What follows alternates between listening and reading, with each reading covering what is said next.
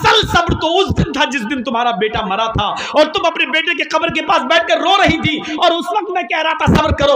उस वक्त तुम सब्र करती तो तुम्हें अज्र मिलता, तुम्हें इनाम मिलता, तुम्हें अल्लाह की यहाँ सवाब दिया जाता। 4 दिन के बाद माफी मांग रही हो और कह रही हो क्या मुझे सब्र आ गया। आज सब्र का कोई बदला तुम्हें नहीं मिलेगा। सब्र तो वो है जो मुसीबत के वक्त आदमी करे, बाद में तो सभी को सब्र आ जाता है। अल्लाह के रसूल एक कब्र के पास से गुजर रहे थे, वहाँ एक औरत बैठी हुई थी जिसका बच्चा इंतकाल कर गया था और वो अपने बच्चे की कब्र पर बैठ कर रो रही थी। अल्लाह के नबी ने उससे कहा अल्लाह की अमानत है, ले लिया, चलो तुम सब्र करो। वो पहचान नहीं सकी कि ये अल्लाह के रसूल हैं। उसने क्या कहा, अरे चल जा यहाँ से। आ गया सब्र कर सब्र कर, सब्र सब्र कर चिल्लाने वाला जिसकी ऊपर गुजरती है वही जानता है। तुझे क्या मालूम कि मेरा बेटा मर गया है, मेरे ऊपर क्या गुजर रही है, तू क्या जाने। उसने मुहम्मदुर रसूलुल्लाह से ये कह दिया। अल्लाह के रसूल वहाँ से चले गए। भाई ऐसे मौके पर क्या कहा जाए जब वो अपने बच्चे की मौत पर सब्र नहीं हो रहा है, उससे सब्र नहीं कर पा रही है। वो तंबी करना था, कर दिया, आगे बढ़ गए। बाद में उस औरत से 1-2 दिन के बाद किसी ने कहा तुमने जिस आदमी से ये जुमला कहा जानते हो कौन? वो मुहम्मदुर रसूलुल्लाह थे। हैं वो अल्लाह के नबी थे जिनको मैंने ये बोला था कि हाँ। 3-4 दिन के बाद वो अल्लाह के रसूल के पास आई और कहती है मुझे माफ़ कर दीजिए अल्लाह के नबी, मैं आपको पहचान नहीं सकी। अब सुनिए यहाँ अल्लाह के नबी क्या कहते हैं, आए अल्लाह के रसूल मैं आपको पहचान नहीं सकी, मुझे माफ़ कर दीजिए। आपने मुझे उस दिन सब्र की तलकीन की थी, मैं सब्र कर रही हूँ। अल्लाह के रसूल मुझे सब्र आ गया, मैंने सब्र कर लिया, आप मुझे माफ़ कर दीजिए। मैंने आपसे कहा चल चल, तू क्या जाने, जिसके ऊपर गुजरती वो जानता, मुझे सब्र आ गया। तो अल्लाह के नबी ने मुस्कुराते हुए क्या कहा, नहीं 4 दिन के बाद सब्र आया है ना, नहीं, इन्नमा सब्रु इंद सदमतिल ऊला, सब्र तो उस वक्त होता है जब मुसीबत पहुंचे, उसी वक्त सब्र किया जाए। बाद में तो सभी को सब्र आ जाता है, 2, 4, 5, 6 दिन के बाद, 1 हफ्ते के बाद तो सभी को सब्र आ जाता है। आज अगर 4 दिन के बाद तुम्हें सब्र आया है तो क्या आया है? असल सब्र तो उस दिन था जिस दिन तुम्हारा बेटा मरा था और तुम अपने बेटे के कब्र के पास बैठकर रो रही थी, और उस वक्त मैं कह रहा था सब्र करो। उस वक्त तुम सब्र करती तो तुम्हें अज्र मिलता, तुम्हें इनाम मिलता, तुम्हें अल्लाह की यहाँ सवाब दिया जाता।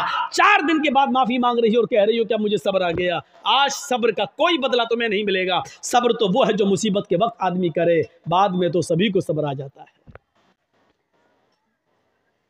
सब्र को समझने की कोशिश करो। सब्र यही नहीं है एक गांव का मुखिया है, पुलिस और एसएसपी और डीएम से उसके ताल्लुकात हैं, हम गरीब आदमी है, उसने पकड़ा थप्पड़ हट और हम पिट गए, कुछ नहीं कह रहे हैं उसको, क्यों? मुखिया है, अच्छे ताल्लुकात हैं, सब्र कर लिया। ये सब्र नहीं है, ये सब्र नहीं है, ये जुल्म को सहना है, ये बुज़दिली है।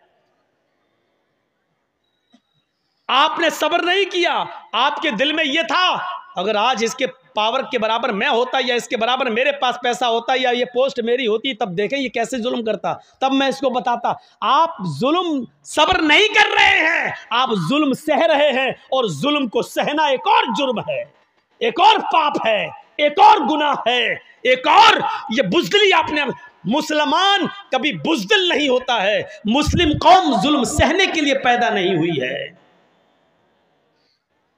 आपके अंदर गुस्सा है, होना चाहिए। मैं नहीं कहता हूं कि गुस्सा आप मत होइए, मैं कहता हूं कि अगर गुस्सा आपके अंदर है तो इस गुस्से को परवरिश कीजिए, उस गुस्से को पालिए। मैं तो आपको ये नसीहत करता हूं कि गुस्से को पालिए, लेकिन इस गुस्से को आप अपने अंदर पाल पोस कर बड़ा करिए, और ये गुस्सा वहां दिखाइए जब आपका बेटा शराब पीते हुए घर पे आए, तब आपका गुस्सा आना चाहिए। आपकी बीवी बेपर्दा जब बाजारों में घूमती है तब आपको गुस्सा आना चाहिए। इस गुस्से को संभालिए, और जहां गुस्सा होने की जरूरत है वहां गुस्सा कीजिए। यहां गुस्से की जरूरत है, यहां आपकी बेटी बेपर्दगी के साथ घूम रही है, मोबाइल लेती है, अपने जीजा की मोटरसाइकिल पे बैठ के बहनोई के साथ सफर कर रही है, और देवर की मोटरसाइकिल पर भाभी बैठकर जा रही है। आपके अंदर गुस्सा आना चाहिए, और आप अपने छोटे भाई से कहें तेरी हिम्मत कैसे हुई कि तूने अपनी भाभी को यानी मेरी बीवी को पीछे बिठाया, मोटरसाइकिल पे बिठाया। और एक ससुर को अपने दामाद पर गुस्सा आना चाहिए कि तूने अपनी बीवी को छोड़कर मेरी दूसरी बेटी जो तेरी साली है वो तेरी पे मोटरसाइकिल पे बैठ के बाजार या स्कूल क्यों गई है? इस गुस्से को संभालिए और इस गुस्से की जरूरत है यहां पेश करने की। आप इस गुस्से को परवान चढ़ाइए। हराम है, हराम है, हराम है अगर कोई जीजा अपनी साली को अपनी बाइक में बिठाकर शॉपिंग कराता है। हराम है अगर कोई देवर अपनी भाभी को बाइक में बिठा के शॉपिंग कराने के लिए जाता है और ये कहता कि मेरे भाई की इजाजत है। शरीयत भाई की इजाजत के बावजूद भी भाभी को अपने साथ ले जाने की इजाजत नहीं देती है। शरीयत ससुर की इजाजत के बावजूद भी, बीवी की इजाजत के बावजूद भी बीवी की बहन को अपने साथ जाने की इजाजत नहीं देती है। शरीयत शरीयत है। न तेरी बीवी का कानून चलेगा न तेरे बाप का कानून चलेगा। यहां कानून चलेगा तो फातिमा के बाप का कानून चलेगा। अगर मुसलमान हो तो फातिमा के बाप के कानून को मानो, अपनी बीवी के बाप का और अपनी बीवी का कानून नहीं। शरीयत शरीयत है, किसी के बाप की जागीर नहीं है। मुझे जो कहना था कह दिया। जिसको बुरा लगता रहे। अगर बुरा लगता है तुम्हें तो अल्लाह की कसम में कामयाब हो गया। अगर मेरी बात तुम्हें चुभी है तो अल्लाह की कसम में अपने जलसे में कामयाब हो गया। और अगर मेरी बात का बुरा नहीं लगा तो हमें सोचना पड़ेगा कि हमारा जलसा कामयाब हुआ है या नहीं हुआ है। क्योंकि जब बुरा ही नहीं लग रहा है तो इसका मतलब यह है कि आप वही करोगे जो करते आ रहे हो। और जब वही करना है जो करते आ रहे हो तो फिर ये जलसा बेकार है। आपका यहाँ बैठना बेकार है। रात के 1 बजे, 1:30 बजे, 2 बजे तक यहाँ बैठकर अपनी आंखें फोड़ना बेकार है, क्योंकि आपको कोई सवाब नहीं मिलेगा। मेरे प्यारे साथियों, दीन सुनने आए हो ना, कुरान हदीस सुनने आए हो। इस कुरान और हदीस की एक बात यह भी है और गिरह बांधो, इन्ना अज़ाबन यौमल क़यामती, इन्ना अशद्द अज़ाबन यौमल क़यामती अल मुसव्विरून। ये याद करिए। और जितने लोगों के मोबाइल मौलाना जर्जीस की तरफ लगे हुए हैं सुने, इन्ना अशद्दन्नास अज़ाबन यौमल क़यामती अल मुसव्विरून। क़यामत के दिन सबसे सख्त अज़ाब, सबसे ख़तरनाक अज़ाब उस आदमी को दिया जाएगा जो दुनिया में तस्वीरें खींचता होगा, जो दुनिया में सेल्फियां लेता होगा, जो दुनिया में एक अपने मोबाइल से, अपने मोबाइल के कैमरों से किसी मौलवी की तस्वीर लेता होगा या किसी की भी फोटो खींचता होगा। इन्ना अशद्दन्नास अज़ाबन, मैं हदीस पढ़ रहा हूँ, मुस्लिम शरीफ की हदीस पढ़ रहा हूँ। क़यामत के दिन सबसे ज़्यादा सख्त, मामूली अज़ाब नहीं, हल्का अज़ाब नहीं, इन्ना अशद्दन्नास अज़ाबन, अज़ाब के एतबार से सबसे ज़्यादा सख्त अज़ाब उसको दिया जाएगा। अल मुसव्विरून, जो दुनिया में तस्वीरें खींचता होगा, तस्वीरें बनाता होगा। खींचो, आओ, मैंने किसी को इजाज़त नहीं दी। और इसके बावजूद भी अगर कोई मेरी तस्वीर को खींचकर अपने साथ अगर लेता है तो वो सुन ले और समझ ले। और इस जलसे, इस हदीस को सुनाने के बाद भी अगर कोई लेगा तो वो याद रखे कि उसने न कुरान को अहमियत दी है, न मुहम्मदुर रसूलुल्लाह को अहमियत दी है। उसमें और वसीम रिजवी में कोई फ़र्क नहीं। वो भी नबी को नहीं मानता, तुम भी नबी की हदीस को नहीं मान रहे हो, कोई फर्क नहीं है। अब लीजिए जलसा खत्म करने के बाद मेरी सेल्फी देखें कितने लोग लेते हैं। मैंने कह दिया कि उसमें और वसीम रिजवी में कोई फ़र्क नहीं। अब जो मोहम्मद का शेदाई होगा वो मेरा फ़ोटो नहीं लेगा, जो वसीम रिजवी का भाई होगा वो फिर भी खींचेगा। अब देखता हूँ कि कौन मोहम्मद का शेदाई है और कौन वसीम रिजवी का भाई है। अब देखना है मुझे। खींचो फ़ोटो। नहीं मिसाल देना चाहता था लेकिन आज दी हमने। आए हो जलसा सुनने, मजाक बना के रख दिया है दीन के जलसों को, मजाक बना के रख दिया है। परचूनी की दुकान, किराना मर्चेंट की दुकान समझ लिया। जो समझ में आया वो अमल करेंगे, जो नहीं समझ में आया छोड़ देंगे। ये तुम्हारे बाप की जागीर चल रही है। इस्लाम के जो हमें पसंद है वो अमल करेंगे, जो पसंद नहीं आया वो छोड़ देंगे। नहीं चलेगा।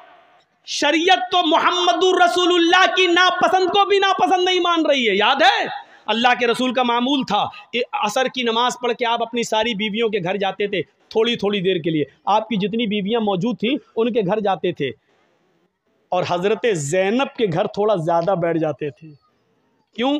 कि किसी जगह कुछ मिलता नहीं था।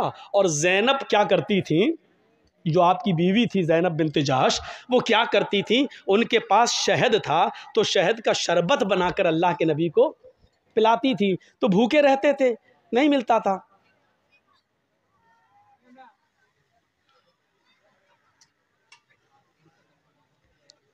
कुत्ते की दुम 100 साल भी रखोगे नल के पाइप में और उसके बाद निकालोगे और ये सोचोगे सीधी हो जाएगी, सीधी नहीं हो सकती, वो टेढ़ी ही रहेगी।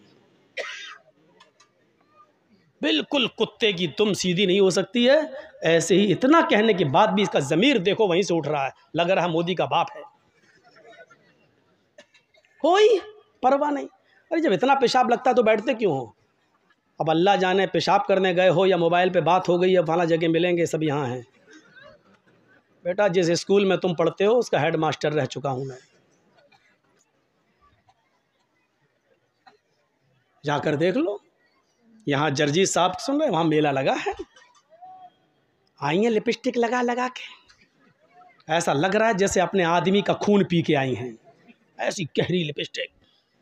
और जलसों में भी क्रीम और पाउडर ऐसा चुपड़ा हुआ है जैसे लगता है कि भैंस या गाय का गोबर लीप लिया मुँह पे, जाके देखो। और अभी मेरे आने से पहले जब हम आ रहे थे तब देखिएगा क्या हाल था, जहाँ लड़की वही लड़के, कसम खुदा की कई जगह मिसाल दे चुका, ऐसा लग रहा था जैसे एक कुतिया के पीछे 10-10 कुत्ते लगे। सुनना पड़ेगा तुम्हें नहीं, तुम्हारे बाप को भी सुनना पड़ेगा। ऐसा लग रहा है जैसे एक कुतिया के पीछे 10-10 कुत्ते, मोबाइल लेके वो इधर बुरा वो उधर जा रहा है।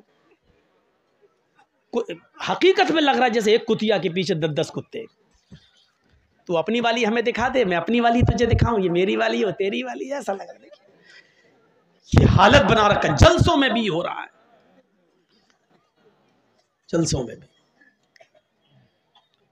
क्या बोल रहा था मैं, बताइए तो, कहाँ था? के पास वो कह रहा तस्वीर की बात तो निकल गई। अब हजरत ज़ैनब बिन्त जहश के यहाँ गए, भूखे रहते थे तो वो कुछ शहद का शरबत बनाकर अल्लाह के नबी सल्लल्लाहु अलैहि वसल्लम को पिलाती थी, थोड़ी देर हो जाती थी। जिसकी कई बीवियां हों तो बीवियों में तो आपस में टसंग रहती ही है। अच्छा उनके यहाँ ज़्यादा क्यों बैठ जाते हैं, हमें इतना टाइम क्यों नहीं देते हैं? तो सारी बीवियों ने सलाह कर ली, क्या सलाह की कि अल्लाह के रसूल जिसके पास भी जाएंगे, ज़ैनब के घर से निकल के जिसके भी पास जाएंगे, सारी बीवियां नबी की ये एक ही बात बोलेंगे कि आपके मुंह से तो मगाफिर की एक पौधा होता है, मगाफिर एक जड़ी बूटी होती है, उसकी बदबू आ रही है आपके मुंह से। तो अब अल्लाह के नबी ज़ैनब के घर से निकले, दूसरी बीवी के यहाँ गए, उन्होंने कहा अल्लाह के नबी आपके मुँह से तो बदबू आ रही है, बदबू कहाँ से आएगी? फिर आप दूसरी बीवी के पास गए, उन्होंने भी कहा बदबू आ रही है। जब सारी बीवियाँ एक ही बात कहेंगी तो दिमाग तो कबूल कर ही लेगा ना कि इसका सभी एक ही बात कह रही हैं, तो इसका मतलब बदबू। और नबी अकरम को बदबू से सख्त नफरत थी। खुशबू भी आप इतनी लगाते थे कि पसीना भी टपकता था तो खुशबूदार बन जाता था। जिस नबी की हालत ये हो वो बदबू को कैसे पसंद करे? तो कहा क्या खा के आए आप ज़ैनब के घर से? कहा शहद का शरबत पी के आया हूँ, इसीलिए बदबू आ रही। तो अल्लाह के नबी ने कह दिया आज के बाद शहद को मैं हाथ नहीं लगाऊंगा, शहद मुझ पर हराम, नहीं पीऊँगा आज के बाद, नहीं खाऊंगा। तो शहद को अल्लाह ने हलाल किया और नबी ने क्या कह दिया, आज के बाद मैं शहद को हाथ नहीं लगाऊंगा। गौर करो, तुम अपनी मर्जी से जो चाहो पसंद कर लो और जो चाहो छोड़ दो, वो इस्लाम नहीं है। अल्लाह के नबी ने शहद को नापसंद कर दिया और क्या कहा, आज के बाद मैं शहद को नहीं पीऊंगा, जाओ शहद मुझ पे हराम। फौरन आसमान से जिब्राइल वही लेकर आ गए और क्या कहा, या अय्युहन नबी लिमा तुहर्रिमु मा अहल्लल्लाहु लक। हाय मोहम्मद सल्लल्लाहु अलैहि वसल्लम, अल्लाह ने जिस चीज़ को आपके लिए हलाल किया है, आप कौन होते हैं उसको हराम करने वाले? लिमा तुहर्रिमु मा अहल्लल्लाहु लक, आपने उस चीज़ को अपने ऊपर हराम क्यों किया है जिसको अल्लाह ने हलाल किया? इस कुरान की आयत से आपको पता चल रहा है क्या मतलब हुआ? इसका मतलब ये हुआ कि अल्लाह की तरफ से अगर कोई चीज़ हलाल है तो उसको हराम करने का इख्तियार और हराम करने का पावर मोहम्मदुर रसूलुल्लाह को भी हासिल नहीं है। तो फिर हमें और आपको ये कैसे हासिल हो जाएगा कि हमें जो पसंद हो वो अमल कर लें और जो चीज़ हमें पसंद नहीं है उस पर हम अमल ना करें? जो